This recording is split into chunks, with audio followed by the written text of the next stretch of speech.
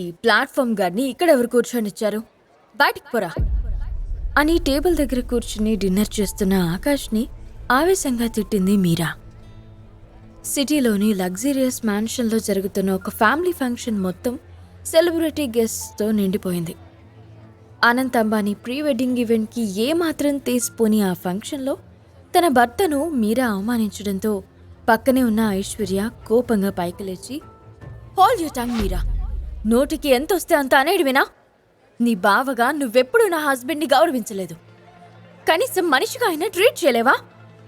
నువ్వు నా చెల్లెవని చెప్పుకోవడానికి అసహ్యంగా ఉంది అని లెఫ్ట్ అండ్ రైట్ ఇచ్చేసింది. ఏదో ఇష్యూ జరుగుతుందని గమనించి మీరా హస్బెండ్ వివేక్ అక్కడికొచ్చి, మొగుడిని బాగానే వెనకేసుకొస్తున్నావు ఐశ్వర్య.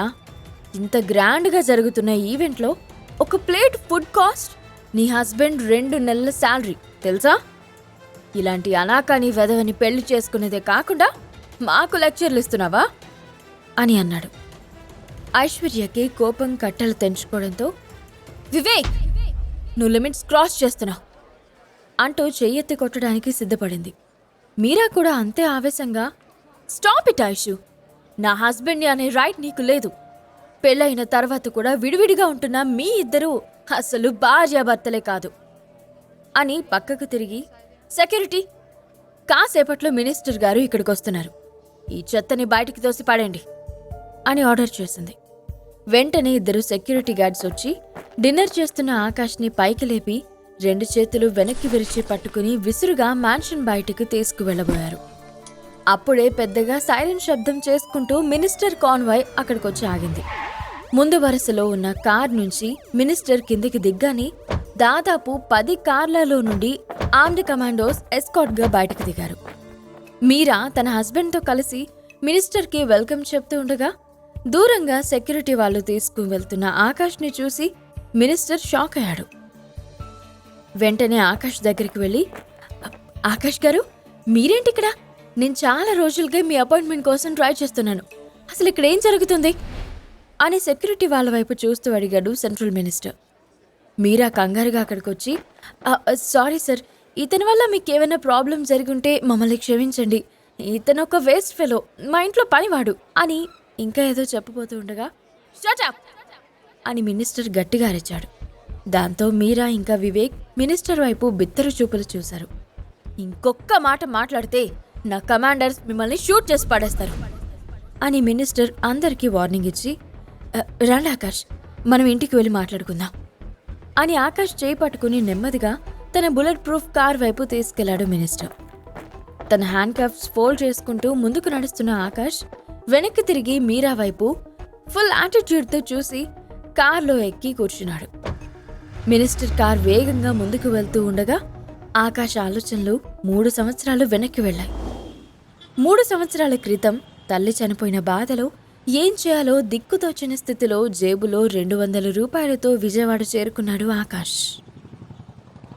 నైట్ అంతా బస్టాండ్లోనే పడుకుని ఉదయమే రోడ్డు మీద ఉన్న ఒక టీ షాప్ దగ్గరికి వెళ్ళాడు.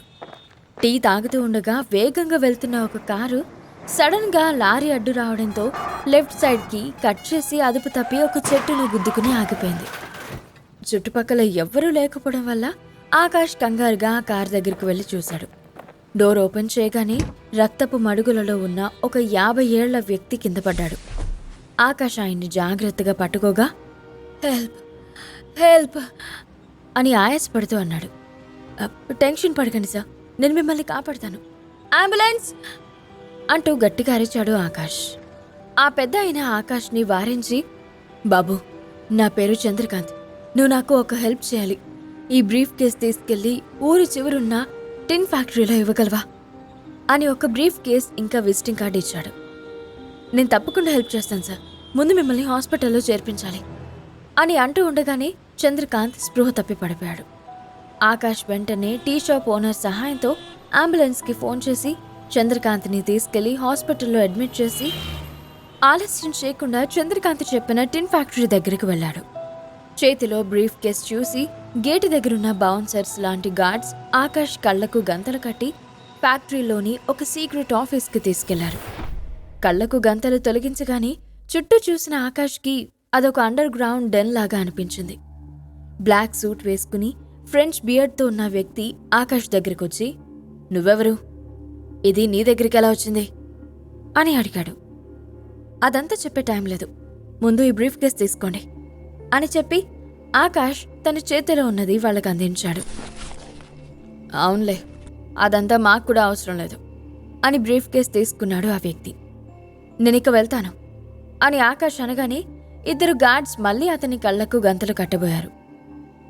ఈ బిల్డప్ అంతా అవసరమా అని ఆ గార్డ్స్ని అడిగాడు ఆకాష్.